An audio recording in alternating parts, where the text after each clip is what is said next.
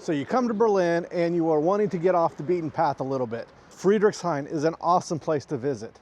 Prenzlauer Berg quietly becoming one of my favorite places in Berlin, and you know how I feel about Kreuzberg. But don't sleep on Schöneberg. Schöneberg has a lot to see, and in this video we're going to try some good food, see some cool sights, take in some culture. So I hope you guys enjoyed this. If you did, make sure you hit the like button, subscribe if you haven't done so. And if you've been to Schöneberg, let me know in the comments. What'd you think? We got a full day ahead of us, so let's get going.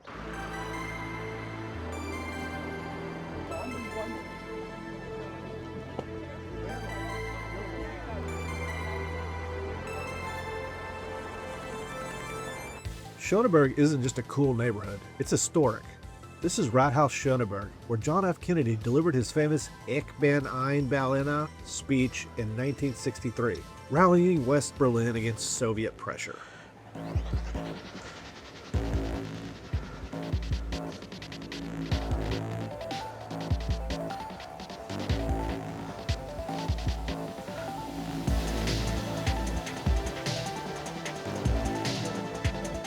So I know it's fun to make fun of John Kennedy when he said, Ich bin ein Berliner. People are like, well, he said he was a jelly donut. But there's a problem with that. Like, nobody here who was in the audience would have thought he was saying, I am a jelly donut. They would have thought he was an American trying to speak a language he doesn't understand, he doesn't speak, and he was just trying to say, I'm a Berliner. Couple reasons for that, because they have common sense.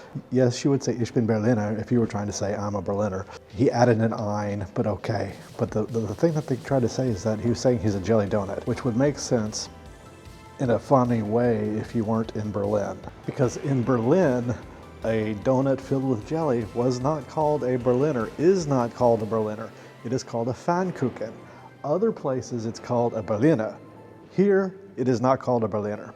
So they would have not thought he was saying, I'm a jelly donut. They would have just thought he was somebody who didn't speak German trying to say he's a Berliner.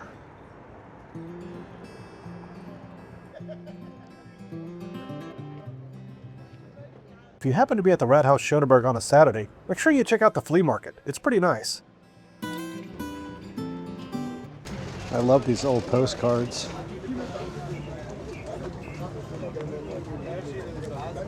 Oh, these are really cool. A German New Year's Eve classic. Dinner for one.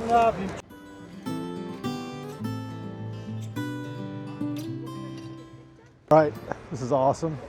And we're about to dive into the Berlin of Ziggy Stardust, the man himself, David Bowie. But before that, I need a coffee.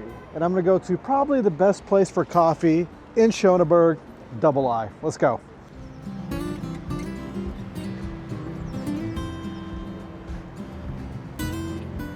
I am not going here, but it does look good, doesn't it?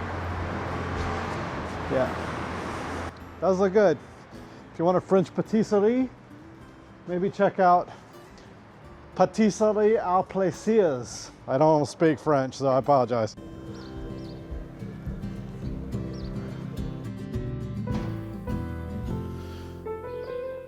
Just walking on this street, I don't know the name of it, but I'm walking from Rathaus Schöneberg to Akasienstrasse.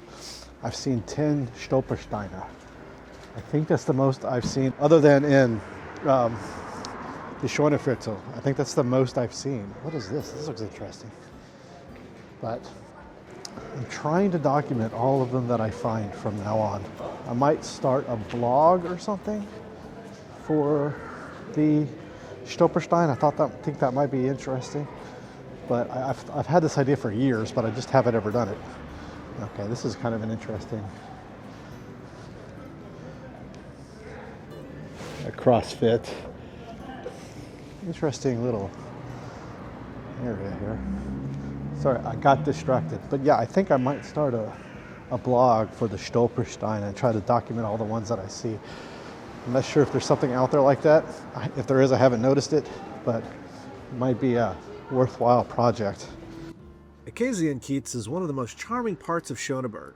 Local, a little artsy, and packed with independent shops and cafes.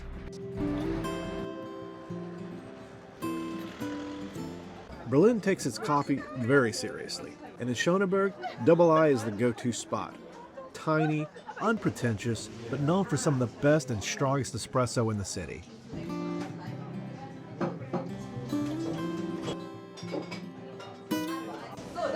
Hallo, ich hätte gerne eine Matcha Latte zu mir nehmen. Haben Sie Hafermilch? Ja, Hafermilch. Dankeschön. Geschmack kennen oder ein klassischer Schokolade? Nein. Heller fruchtiger? Ja, danke.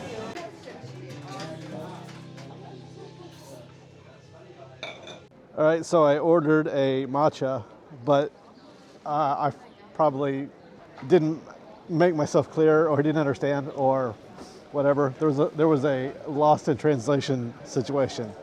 I got a pistachio croissant because it looked yummy.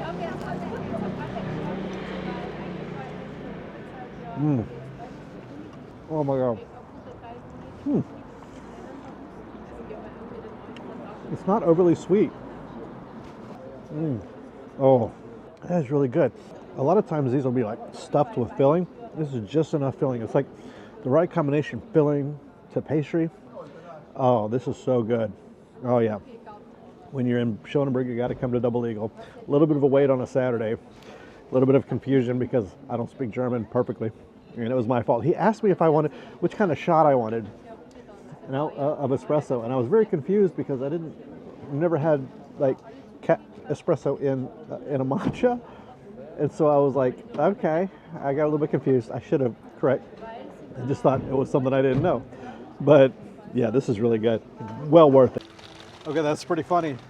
My little lav mic here fell smack dab into the remnants of my flat white. I think it's okay. It seems to be still working, but that's pretty funny. 1 in a million shot. If you're looking for a lovely little cafe to sit down and have a coffee and pastry, Cafe Bilderbuch is right down the street from Double I. As soon as you enter, you're greeted by the scent of wooden furniture and old books, a cafe like Grandma's living room.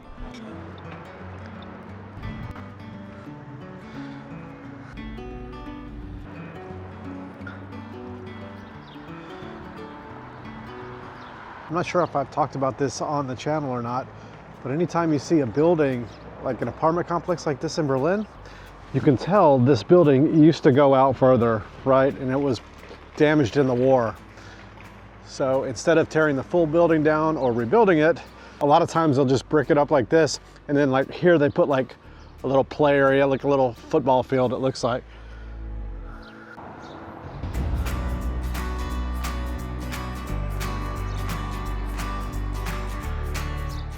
If Schöneberg is the heart of the LGBTQ plus community here in Berlin, the queer community in Berlin, Nollendorfplatz is the soul. So we're gonna head to the Nollendorfplatz, take a look around, show you some sights, get some lunch, then we're gonna go see where David Bowie lived. The two are interconnected. Everything in West Berlin stems from this art culture inspired that the LGBTQ, that the queer community at that time represented. It represented freedom. It represented a chance to be yourself. And that's what we're going to discover today.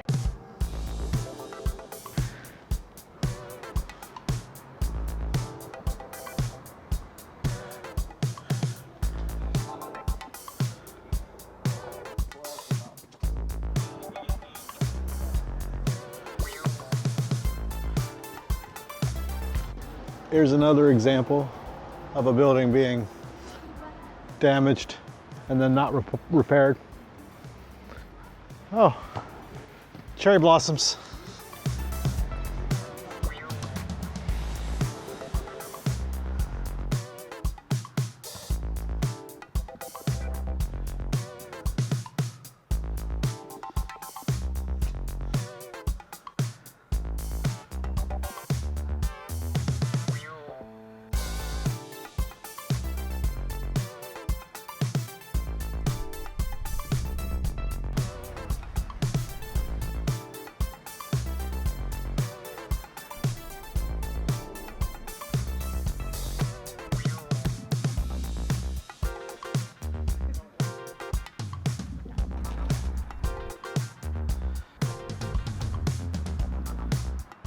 I always like Nollendorfplatz. You know, I'm not gay, but I love the sense of community that I feel there.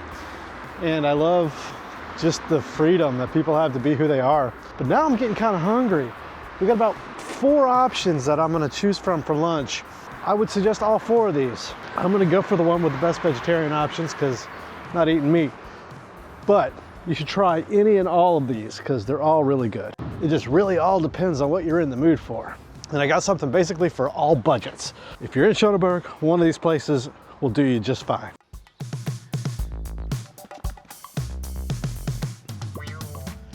The charming cafe in Goldstrasse is the 3rd location of the Berlin Coffee Roastery. The menu includes acai bowls, vegan and gluten-free pancakes, eggs benedict, and breakfast pizza. If you're looking to have a light lunch, there are also sandwiches and pastries.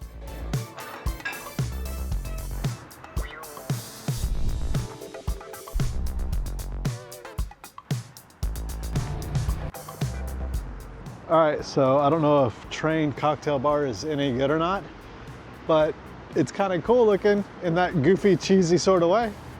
May want to check it out. I don't know. If you do, well, let me know. Give me a review. Cafe Perry, located near Kleist Park, is the perfect spot for a laid-back lunch. Known for its fresh sandwiches, salads, and soups, this cozy cafe offers a relaxing atmosphere to enjoy a meal and unwind.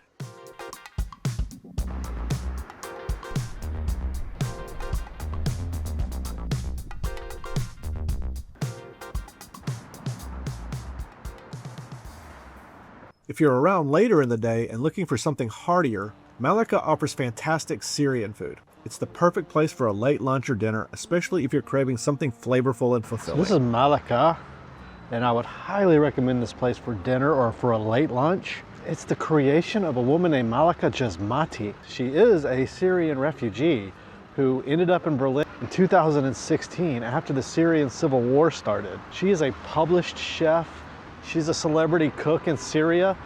This food is amazing. If you're around here for a late lunch, after 2 o'clock they open, I would highly recommend it. After this Assad regime was toppled last year, she's made the difficult decision to go back to Syria.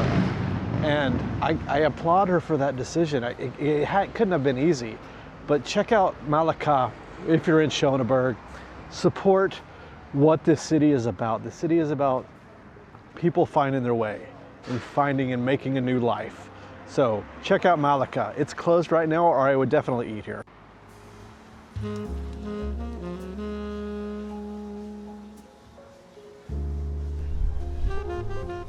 The market at Winterfeldplatz is the best known and largest weekly market in Berlin, offering high quality fruit and vegetables, flowers, cheese, household goods, and clothing.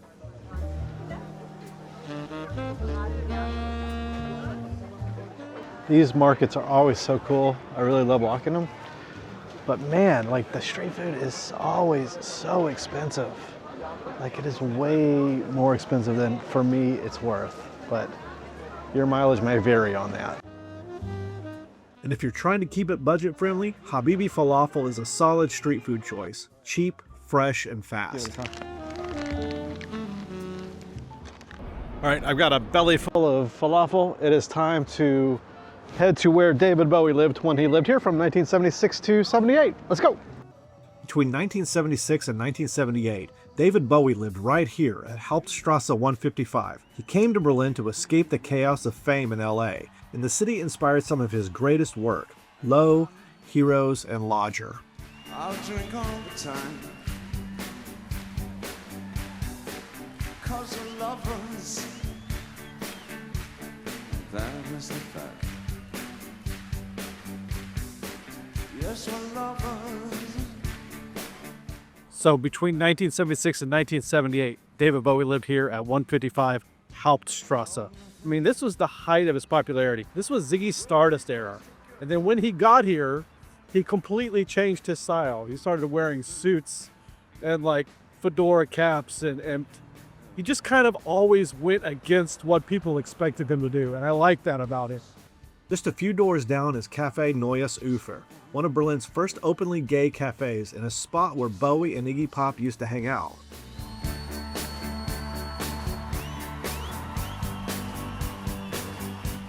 Bowie lived with Iggy Pop at 155 Hauptstrasse, and I could just imagine them coming over here to Neue Ufer or one of the coffee shops and smoking cigarettes and like having a coffee and just writing songs on napkins. It's so wild. They were so important to this scene. David Bowie was his importance in this scene cannot be overstated, I don't think. But what also can't be overstated is how important the LGBTQ plus community was in defining Berlin and in defining the music and the culture and the art that comes from here in the 70s and 80s. And a person who played a big role in the community and in the development of queer culture here in Berlin was a person named Romy Haag. Romy came from Amsterdam, had been in Paris, preeminent drag queen, okay? She had performed in Paris and New York and in Amsterdam, and she made her way to Berlin. And when she got to Berlin, the gay culture was still sort of a closed off community where if you're gonna go to a gay or lesbian bar, you had to know somebody to get in. It wasn't really out in the open. It was there, but it was sort of in the shadows. When Romy got here, she opened her drag bar, Scho Romy Haag, down the street. We're gonna go to it now. When she opened that bar, it became the first openly queer club in Berlin, where there was a big sign. Everybody knew exactly what was there. And David Bowie and Romy got into a relationship. And from all accounts, they really cared about each other and they spent a lot of time together.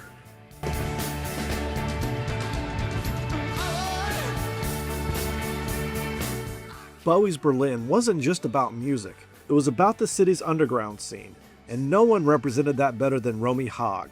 Romy Haag wasn't just a performer. She was a cultural icon. Bowie was fascinated with her, and their relationship blurred the lines between art, identity, and nightlife. West Berlin in the 70s was raw, experimental, and free. Bowie found himself here, and Romy Haag was a huge part of that story.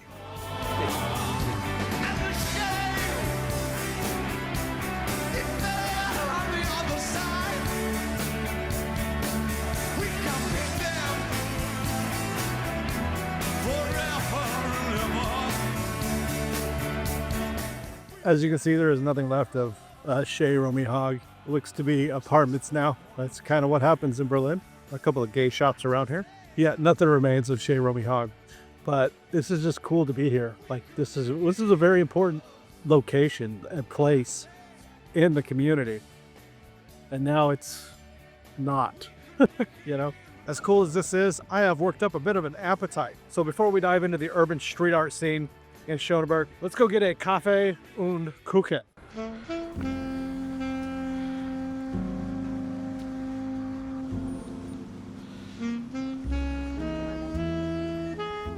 In this beautiful cafe with vintage furniture, a painted ceiling, and Art Nouveau lamps and velvet sofas, you'll find not only a wide selection of delicious breakfast dishes, but also classic Austrian pastry. Today I got a matcha latte and a bean and stitch torte.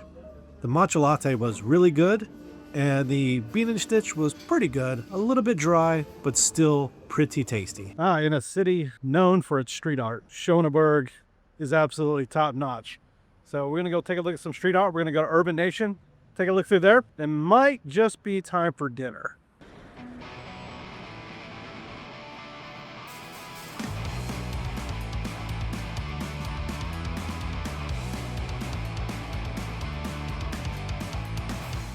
Urban Nation is Berlin's biggest street art museum, and the whole area around it feels like an open-air gallery. Make sure you explore the nooks and crannies of all of the garage entrances. There's some great art in there as well.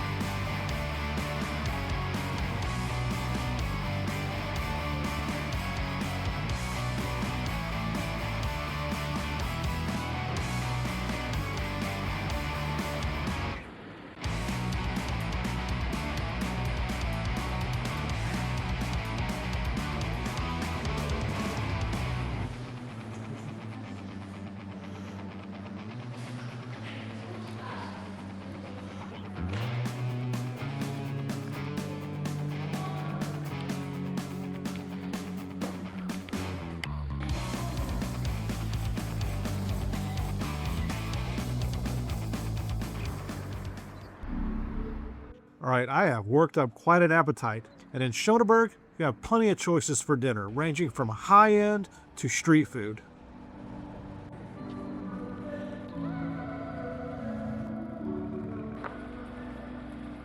Bon Vivant is a Michelin-starred restaurant that since this past January has been serving exclusively vegan evening meals. They serve a 4 or 6 course menu with regional ingredients and a selection of amazing drinks. I would have eaten dinner here today, but it's a bit out of my price range for a regular night.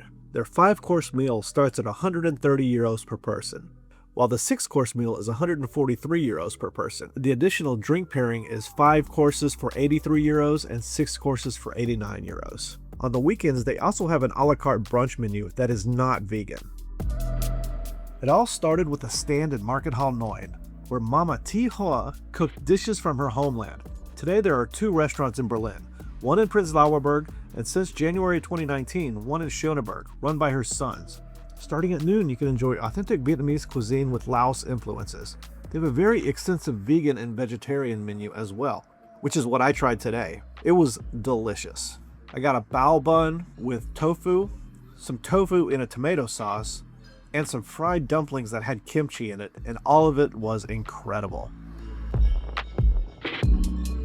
Wen Wang has been running Tianfusia since January 2015. Her family has been active in Berlin's gastronomy scene for over 20 years and is best known for Tianfu on Ulanstrasse. With the exception of spring rolls and wontons, everything here is vegan, and in addition to animal products, Tianfusius also employs MSG and flavor enhancers. The menu highlights include vegan duck roulade, which I had, and it was amazing, the mapo tofu, and the gongbao chicken. Even though Pizzeria Prometeo is a bit off the beaten track, you should definitely make a trip to Gobenstrasse in Schöneberg, where you'll find one of the best Neapolitan pizzas in the city. They say it tastes so good here because it's baked in a real wood-fired oven from Naples. If you love really good pizza, you absolutely have to stop by and try it for yourself. They serve both dinner and lunch. I was here for lunch, and this pizza and a drink was 9 euros and 90 cents. I think at dinner time the pizzas start at 12 euros, so if you're going to be there at lunchtime, you get a pretty good deal.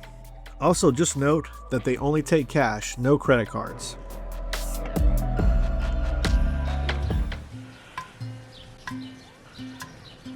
For a quiet moment, Victoria Luisa Platz is a hidden gem, one of Berlin's most picturesque squares. There is so much to see in Schöneberg, from David Bowie to queer culture to great food and drinks. If you're looking to get off the beaten path just a little bit, come to Schöneberg, spend a day, spend 2 days, spend a week here. You can never spend too much time in Schöneberg. So I hope you enjoyed this video. If you did, make sure you hit the like button, subscribe if you have not done so. Let me know in the comments, have you been to Schöneberg? After seeing this video, would you come here and spend some time? Let me know. Until next time, guys, I'll see you later.